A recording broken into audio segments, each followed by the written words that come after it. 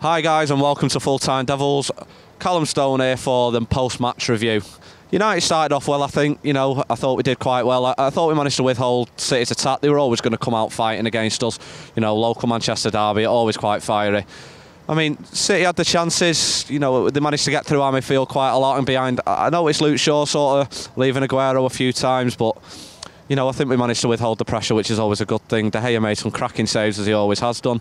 I know he's had his off form, but he's still showing that he can play at the top level, and he still is a great keeper for Manchester United. It's always good to see him pulling off those wonder saves.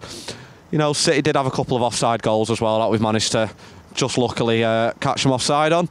I think United did manage to just keep City at bay. 1-0 against Man City at the Etihad is definitely not a mean feat, to be honest. I mean, when you look at it, Maguire and Lindelof have struggled with the clean sheets, and the fact that they've managed to come to one of the best teams in the country, arguably even in Europe, and kept a clean sheet, then City didn't exactly play a weak team tonight either, did they? So it's always good to see United putting a good performance.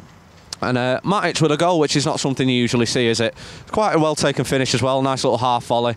Just beating Claudio Bravo on the near post. I mean, he never saves anything, does he, that lad? But you've got to put him away against whoever's in net, haven't you? So the first half was a good one. I thought Man United definitely kept the pressure off, kept the pressure away from us. And it came out fighting again in the second half. We couldn't not really. It'd have been nice to see create a few more chances, but the likes of Bruno Fernandes will probably do that for us, you'd like to think. Hopefully he'll settle in quite well for us, but give the guy time and we might be able to see some creative chances instead of someone like Andreas Pereira constantly playing in the number 10 role.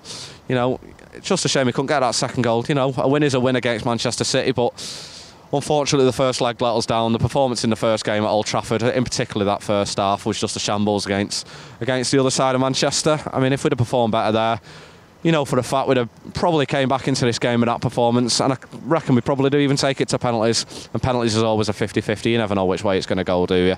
So yeah, like I say, the first game did let us down, but that's just football sometimes, isn't it? And at the end of the day, we're out of the League Cup now, so let's try and focus on the League and the FA Cup and the Europa League. I nearly said the Champions League then, but then I remembered where we are at the minute. So on to the Bruno Fernandes deal. I think it's cracking. I'm so happy that we've managed to get it over the line by the looks of it, just subject to the medical.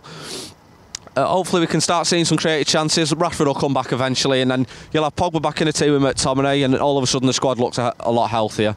So we've got to give the guy time. Of course, he's not been in the Premier League before, so hopefully our fans can be patient, which is sometimes quite an ask from us, isn't it? We've so used to success in the past 7 years. It's been quite tough to take as a Man United fan, especially as someone who's grew up with so much success under Sir Alex Ferguson.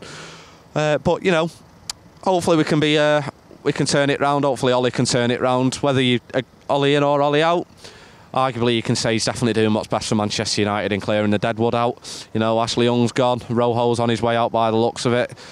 Smalling's on loan. Arguably you could say he could come back, but and hopefully Sanchez doesn't actually come back in the summer, because I think, as we can all agree on, I think his days have got to be numbered at Manchester United.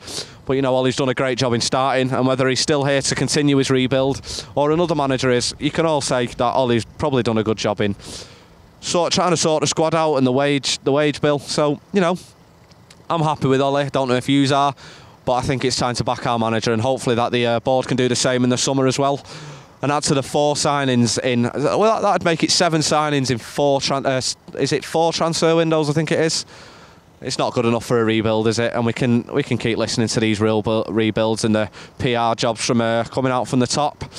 But actions speak louder than words, as you all know. And I think it's time that the club actually show some gut, some determination, and try and get that ambition back into the club, because it's not been there for the past few years, and we can all see it, and we're all really impatient, and we're all just sick and tired of it. And I think if you can, any proof of that, you can see what's happened in the last 24 hours. Unfortunately, it was a bad way to go about it, with Ed Woodward's house being attacked. Obviously, we know he wasn't there, but those yous didn't know that, as we know.